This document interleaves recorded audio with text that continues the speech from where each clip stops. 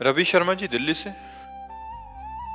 जय श्री हरिवंश महाराज जी। महाराज जी, भगवत गीता में श्री कृष्ण जी ने कहा है, आप ऐसे लिख रहे हैं कि मैं जिस पे भी कृपा करता हूँ या जिससे भी प्रेम करता हूँ उससे उसका सब कुछ छीन लेता हूँ। मैं अर्थ, परिवार, सभी रिश्ते, नाम और प्रसिद्धि छीन लेता हूँ, फिर वो बिना शर्त मेरे पास आता है और मुझ में समा जाता है।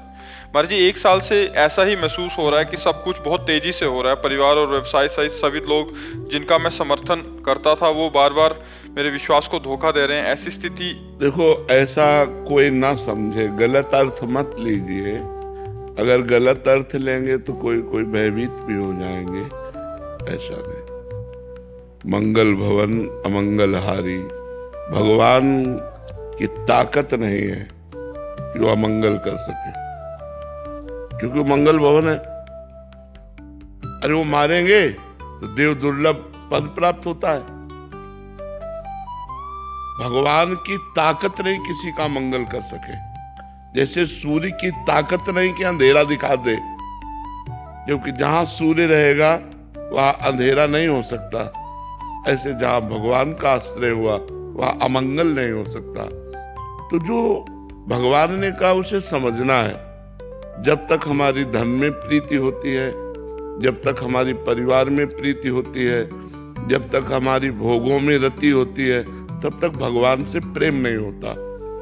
तो भगवान 2 प्रकार से वो रति हटाते हैं। अगर विवेकवान है तो भगवान अंदर वैराग्य देकर हटा देते हैं, और अगर विवेक नहीं है तो फिर वो वस्तु ही हटा देते हैं, जिससे उसकी रति हटकर भगवान में पहुंच जाए। ये भगवान की कृपा होती है, ना कि भगवान के द्वारा किया हुआ कोई अमंगल विधान होता है। ऐसा कोई ना समझे। नहीं तो सबसे बड़े महाभक्त जिनके लिए भगवान ने कहा अहम भक्त पराधीनो असुतंत्र ईदिज, महर्षि दुर्वासा से कहा मैं भक्त के पराधीन हूं, वो महाराज अम्बरीश। अगर भगवान सबका धन छीन लेते हैं तो चक्रवर्ती सम्राट हैं, बात बनेगी नहीं। महान भक्त हैं। अगर भगवान का ये वचन है कि मैं जिस पर कृपा करता हूं उसका धन छीन लेता हूं, तो फिर अम्बरीश जी का धन छीना क्या? चक्रवर्ती सम्राट अम्बरीश जी। भगवान प्रकट हो रहे हैं स्वयं चक्रवर्ती सम्राट महाराज दशरथ जी के यहाँ। भगवान जब कृपा किए तो सुदामा को सुदामापुरी का निर्माण कर दिया। तो मुझे लगता है हमको समझना होगा इस बात को, कहीं हम उल्टा न समझ ले। तो अगर भगवान की शरणागति से सर्वनाशी होता है तब तो हमारे पास कुछ नहीं होना चाहिए था। अच्छा, पूर्व पाप के प्रभाव से किडनी फेल हुई, और भगवान की कृपा का बल देखो कि इस स्थिति में भी हम आपसे बात कर रहे हैं, हम आपसे बैठकर चर्चा कर रहे हैं। क्या आप भगवान की कृपा नहीं कहोगे? तो भगवान की कृपा दुलार करती है कि पीटती है? भगवान की कृपा देती है कि लेती है? हमें इस बात पर देखो, भगवान की कृपा सजाती है या उजाड़ती है? सजाती है। हाँ, सत्य को सजाती है, असत को उजाड़ती है। जो हमारे अंदर असत भावनाएं हैं उनका सर्वनाश कर देती है भगवान की कृपा। तो ये हम ना सोचे।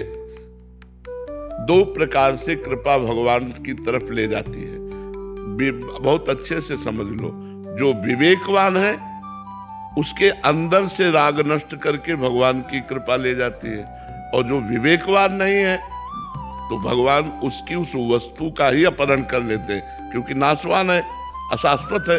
अपने को देना चाहते हैं, वो उधर हेर रहा है, उसी को हटा दिया, अब हेरो मेरी तरफ। केवल मामेकम शरणम ब्रज, मेरी केवल शरण में आओ। तो इसमें भगवान की अपार कृपा है, ना कि कोई अमंगल। बहुत बड़ी कृपा भगवान की।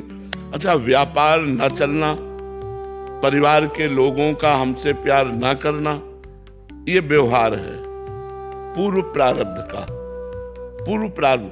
लाखों भक्तों में से ऐसे कितने भक्त होंगे जब भक्ति नहीं करते थे तो उनको सुख सुविधाएं नहीं मिली, और जहां भक्ति शुरू की तो सुख सुविधाएं सब मिलना शुरू हो गई। भक्तों से आप पूछिए। तो अगर कहीं हमको ये भ्रम हो कि कृपा सब सुख सुविधा का नाश कर देती है, तो ऐसा हम मानने के लिए तैयार नहीं। क्योंकि एक से एक महान भक्त जो राजऋषि हुए हैं, जो बड़े बड़े चक्रवर्ती सम्राट हुए हैं, वो भगवान के भक्त हुए हैं। तो भगवान उनके सम्राट पद में भी रीझ करके उनको दर्शन दिए। ऐसा कौन महात्मा जिसकी रक्षा के लिए सुदर्शन चक्र लगा हो? लेकिन अम्बरीश जी की सुरक्षा के लिए सुदर्शन चक्र लगा था। और अम्बरीश जी की रानियां थी, राजा थे, वो सारा वैभव था।